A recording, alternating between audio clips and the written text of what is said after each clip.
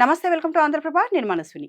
అంతర్జాతీయంగా ముదురుతున్న యుద్ధ సంక్షోభాలు, సరిహద్దుల్లో నెలకొన్న ఉద్రిక్తతలు ప్రపంచవ్యాప్తంగా సరఫరా గొలుసును దెబ్బతీస్తూ ఆర్థిక వ్యవస్థను అతలాకుతలం చేస్తున్నాయి.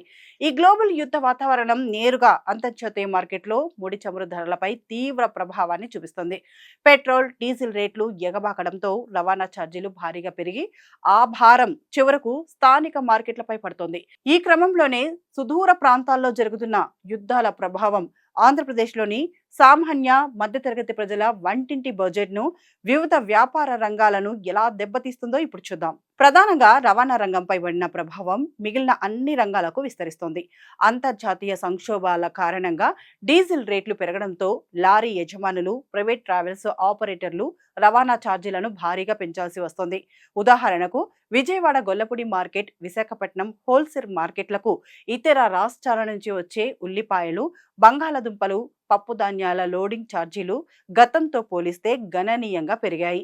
గతంలో ఒక లారీ లోడుకైన ఖర్చుతో పోలిస్తే ఇప్పుడు అదనంగా ₹1000 రవాణా కోసమే ఖర్చు చేయాల్సి వస్తోంది. ఈ రవాణా భారం పరోక్షంగా వినియోగదారుడి నెత్తినే పడుతోంది. ఒక విజయవాడ నగరంలోనే నిత్యావసర సరుకులు, పప్పుల ధరలు కిలోకు 15 నుంచి ₹20 వరకు పెరిగినట్లు వ్యాపార వర్గాల ద్వారా తెలుస్తోంది. యుద్ధం వల్ల ఇంధన ధరలు పెరగడం ఏ రకంగా సామాన్యుడి జోబుకు చిల్లు పడుతుందో చెప్పడానికి ఇదొక స్పష్టమైన ఉదాహరణ. ఈ ప్రభావం వ్యవసాయ రంగాన్ని కూడా వదిలిపెట్టలేదు. గ్రామీణ ప్రాంతాల్లో రైతులు పొలాలను దున్నడానికి ఉపయోగించే ట్రాక్టర్లు, నీటిని తోడే పంప్ సెట్లకు డీజిల్ వాడకం తప్పనిసరి.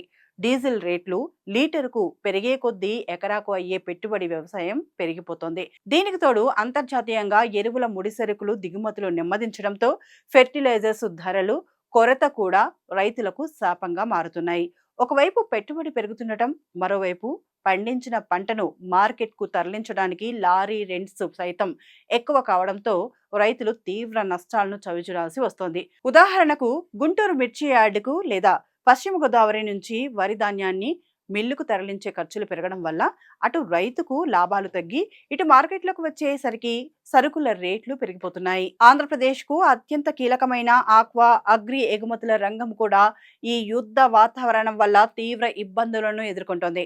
కృష్ణా, గుంటూరు, నెల్లూరు జిల్లాల నుంచి గల్ఫ్ దేశాలకు, యూరప్కు పెద్ద ఎత్తున రొయ్యలు, బియ్యం, పండ్లు ఎగుమతి అవుతుంటాయి. అయితే అంతర్జాతీయ సముద్ర మార్గాల్లో యుద్ధ భయాల కారణంగా షిప్పింగ్ కంపెనీలు తమ కార్గో ఛార్జీలను, ఇన్సూరెన్స్ ప్రీమియర్లను భారీగా పెంచేశాయి. నౌకలు సురక్షిత ప్రాంతాల గుండా ప్రయాణించాల్సి రావడంతో ప్రయాణ సమయం, ఇంధన ఖర్చు రెండూ రెట్టింపయ్యాయి. దీనివల్ల ఏపీకి చెందిన ఎగుమతిదారులు ఆర్డర్లు సకాలంలో పంపలేక అంతర్జాతీయ మార్కెట్లో పోటీని తట్టుకోలేక నష్టపోతున్నారు. స్థానికంగా ఉన్న ఆక్వా రైతులు తాము పండించిన రొయ్యలకు సరైన మద్దతు ధర లభించడం లేదని ఆందోళన వ్యక్తం చేస్తున్న పరిస్థితులు క్షేత్రస్థాయిలో కనిపిస్తున్నాయి. మరోవైపు రియల్ ఎస్టేట్ నిర్మాణ రంగాలపై కూడా దీని ప్రభావం తీవ్రంగా ఉంది. భవన నిర్మాణాలకు అత్యంత కీలకమైన సిమెంట్, ఐరన్ ధరలు రవాణా ఖర్చుల వల్ల పెరిగిపోతున్నాయి.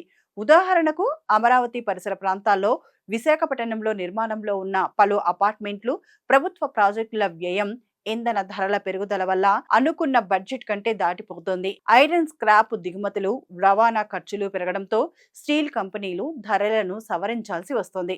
దీనివల్ల ఇండ్లు నిర్మించుకునే సామాన్యులు, బిల్డర్లు ప్రాజెక్టులను సకాలంలో పూర్తి చేయలేక నష్టపోతున్నారు. అలాగే హోటల్, హాస్పిటాలిటీ రంగంలో కమర్షియల్ ఎల్పిజి గ్యాస్ సిలిండర్ల ధరలు పెరగడం వల్ల చిన్న, మధ్యతరగతి హోటళ్ల నిర్మాణ భారంగా మారింది. ఆహార పదార్థాల ధరలను పెంచక తప్పని పరిస్థితి ఏర్పడింది. ఇక ప్రపంచ వ్యాప్తంగా నెలకొన్న ఇటువంటి క్లిష్ట పరిస్థితులను, ధరల పెరుగుదల వల్ల సామాన్య ప్రజలు పడుతున్న ఇబ్బందులను ముందే ఊహించిన ముఖ్యమంత్రి చంద్రబాబు నాయుడు రాష్ట్ర ప్రజలపై ఈ యుద్ధ ప్రభావం పడకుండా ఉండేందుకు ప్రజా పంపిణీ వ్యవస్థను బలోపేతం చేయాలని నిర్ణయించారు. అందులో భాగంగానే national cooperative consumer federation of India limited సహకారంతో రాష్ట్ర వ్యాప్తంగా తొలి విడతలో 1000 మినీ మార్ట్లను ఏర్పాటు చేసేందుకు ప్రభుత్వం శ్రీకారం చుట్టింది. ఇలా ఏపీలో దాదాపు అన్ని రంగాలపైన యుద్ధ ప్రభావం కనిపిస్తోంది. దీన్ని నియంత్రించేందుకు కూటమి ప్రభుత్వం పలు నిర్ణయాలు తీసుకుంటోంది. కానీ పూర్తి స్థాయిలో ఇది సంపూర్ణం కావాలంటే అందులో ప్రజలు కూడా భాగస్వామ్యులు మారాలి. మనము బంగారం, పెట్రోల్, డీజిల్ కొనుగోళ్లపై నియంత్రణ పాటిస్తూ ముందుకు సాగాలి. అప్పుడు మాత్రమే సమిష్టిగా ఈ సమస్యను ఎదుర్కొన్న వాళ్ళమవుతాము.